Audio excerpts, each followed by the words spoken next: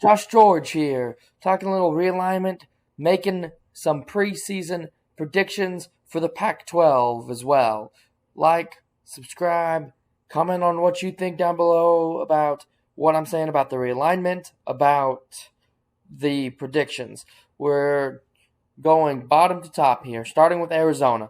Look, Arizona projects to start 4 starters on offense, including Noah at quarterback. And it could be very interesting as they were 101 in total offense last season, but only allowed 371 yards on average per defense per game, best since 2010, and 8 starters back on defense.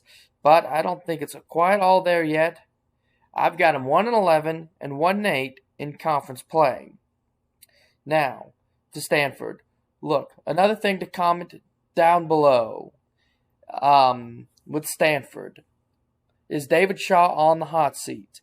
Tanner McKee is a redshirt sophomore and projected to go to the NFL. He's 6'6", and they did lose their star running back Austin Johnson to USC, but they still have 10 starters returning on offense, an offense that was 122nd in total offense, but inexperienced on defense. Look, Stanford is also interesting in the realignment business because they're not projected to be in the Big Ten. They're not projected to be picked up by the Big 12.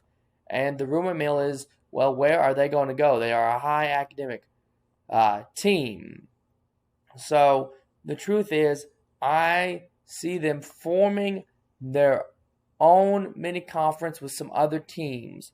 And really, after this season, where I have them 2-10 and 1-8 in conference, I think it's just going to be really, really confusing, and I think David Shaw will get fired at the end of the season. Now, Colorado. Colorado will likely rejoin the Big 12. They've been offered. It makes sense. They used to be there. If they were to leave, I mean, it makes sense for them to go to that destination.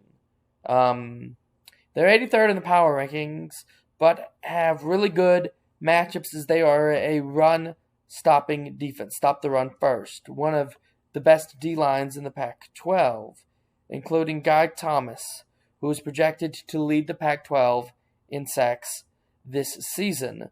And Chris Wilson at defensive coordinator really puts emphasis on stopping the run, but they were dead last in the Pac-12 in offense. If you can't score, you can't win.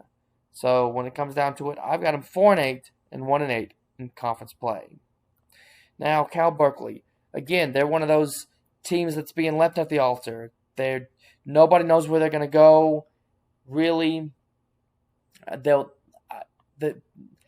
maybe the Mountain West absorbs some of these teams or something, and they go into wind up in a small conference or wind up independent. I can see something like that happening. They only have 7 total starters back, even though they're 8th in the 247 talent composite.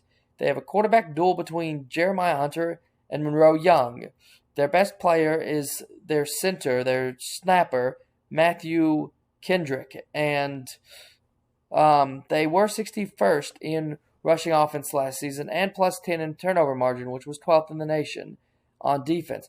But that inexperience, man, I think that's going to hurt in some of these closer games. I've got them 5-7 and 3-6 in conference play. Now to Washington State. Washington State was 5th in points per game, and second in the Pac-12 in total yards. And that's thanks to Eric Morris. Eric Morris was born 1985 on October 26th. He was the head coach at Incarnate Word before taking the offensive coordinator job under Jalen Dickert, who's only 3-3. But Morris has averaged 40 points per game. The biggest problem, though, is Washington State was 107th in rushing defense. Therefore, I would expect them to score a lot of points because despite Morrison's air raid offense that comes from Dana Holgorsen, Mike Leach, and is a run-first air raid like similar to Lincoln Riley's at OU, can't stop a nosebleed. They'll be 6-6, 3-6 in conference play, and if they can't get a deal with Washington to go where Washington goes, the Foreman is just, maybe it's underrated, but one of those teams that's left at the altar, joining a smaller conference like the American Conference, something like that, or maybe going independent or something like that. So it's realignment's really, really going to be hard on them. Oregon State. Now, while I'm on the realignment thing, they're a team that's left at the altar, and I can tell you why. It's their stadium only holds 27,000, and when you're looking at Big Ten, SEC, even Big 12, it just doesn't fit in. That's what needs to change. Look, they were 7-6 last season, but they have 0 4- and 5-star talent. They do have Chase Nolan back, who passed for 2,667 yards last season, and 8 starters back on defense, on a defense that was 60th in scoring defense last year. Look, it's just comes down to it. They're decent. They'll go 6-6 and 4-5. UCLA. Look, they were the best in the Pac-12 versus the spread. Oregon was the worst, if that helps. DTR is back once again, and they were 11th in the nation in first down offense, 12th in the nation in scoring offense. Darian Thomas-Robinson, at quarterback, has passed for over 7,000 yards and had 21 touchdowns in 2019 and 21 touchdowns last season. So you can expect him to pass for 21 touchdowns again this season. But their defense was 59th in overall defense last season and only returns 2 starters on defense. And each game they lost, they let in at least 34 points. So they're going to score plenty. The problem is when the games get close and get high scoring, can the defense get it shut down, get those last minute stops that they need? I've got them at 8-4 and 5-4 in conference play. And we all know UCLA hitting the Big Ten. Now, Arizona State. Herm the Worm Edwards, 8-5 last season. He's got 2 quarterbacks that he feels confident in Emory Jones and Trenton Bogut. And he feels confident in the 88 tackles that Kyle Sonell got last season. Not a lot of experience returning this season, and it's really a bet on Herm Edwards. Now, since Herm joined college football, he's won at least 7 games in each season, and each game last year was within 2 scores. So every game that they play will probably be a close game, except for maybe that Northern Arizona game. But win or lose, it's really going to come down to Herm and his play calling and his decisions, whether we go for it or not. I've got them 7-5 and 5-4 in conference play. And Arizona State, some people think that the Big 12 is really looking at them, or thinks the thing is, the top four that the Big 12, they're not in the top 4 that the Big 12 is targeting, because they could go there if the Big 12 were to try to get to 20 and lose out on teams like San Diego State and Boise State. But is Tempe the market that the Big 12 really wants? And does Arizona State want to try to stay with some of these other Pac-12 teams if they think that they're going to a smaller market, which the Big 12, I mean, it may wind up being a group of 5 teams, so to speak. So it's really unknown what their path is. Now, to Washington. Kellen Doran, the most underrated first-year head coach in major college football this year, new hire. He's actually 79-9 when coaching college football with an 89% winning percentage at NAIA. He was 17 and 2 in playoff games in NIAA play. He's won 3 national championships at that level. Now, his top freshman is Ryan Auden at tight end, a giant freshman. And I know this team was 4-8 last year, but they were number 1 in passing defense, even though they were 107th in scoring offense.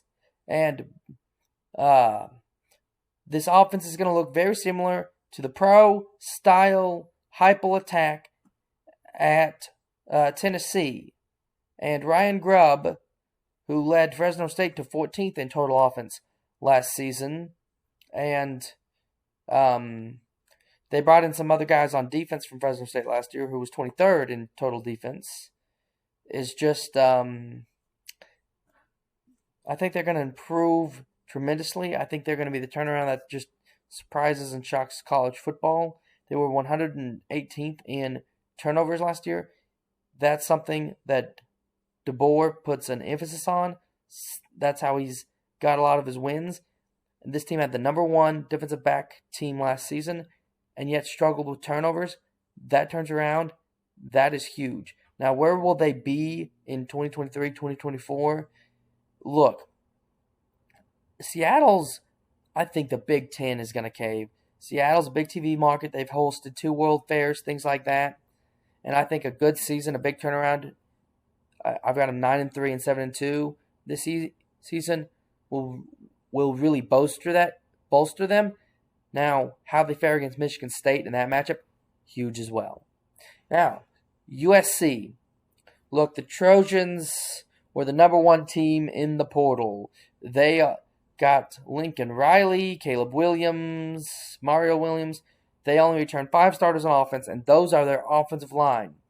Now, the biggest drawback is they were minus 100. They gave up 166 yards in sacks last season.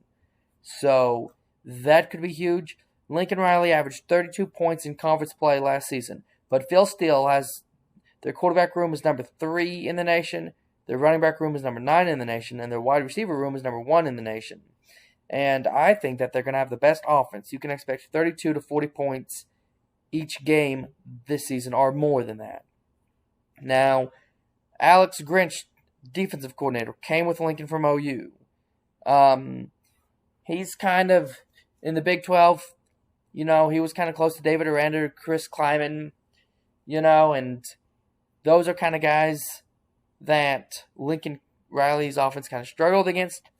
But when Alex Grinch got to OU, OU's defense was 122nd in the nation in passing defense.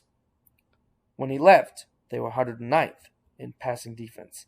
So that is where he struggles the most, and where with so many passing offenses, that's where USC is going to struggle this year.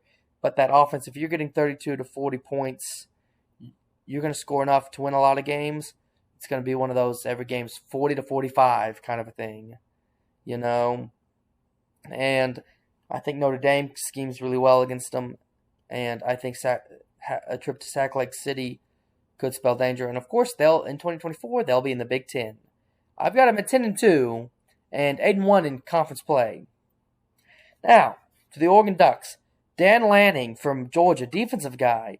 He spent 4 years at Georgia, and Georgia was in the top 5 in rushing defense there. And Oregon last season was 53rd in rushing defense, even with Calvin Thibodeau at defensive line. Now, they do return 7 starters on that defense, and I think they're going to be much improved and be a run-stop first team. And they were 25th in turnovers. So they're going to be a team that gets a lot of turnovers again this season. Now, Kenny Dillingham, offensive coordinator, drew in Bo Nix to compete with Ty Thompson at quarterback. Bo has 7,251 yards, but his completion percentage was 59%. And he rushed for 168 yards and only 4 touchdowns. Now, Dillingham is going to implement some Wildcat, and he's probably going to rotate Ty and Bo some, and he's going to run a 2-back set a lot of the time.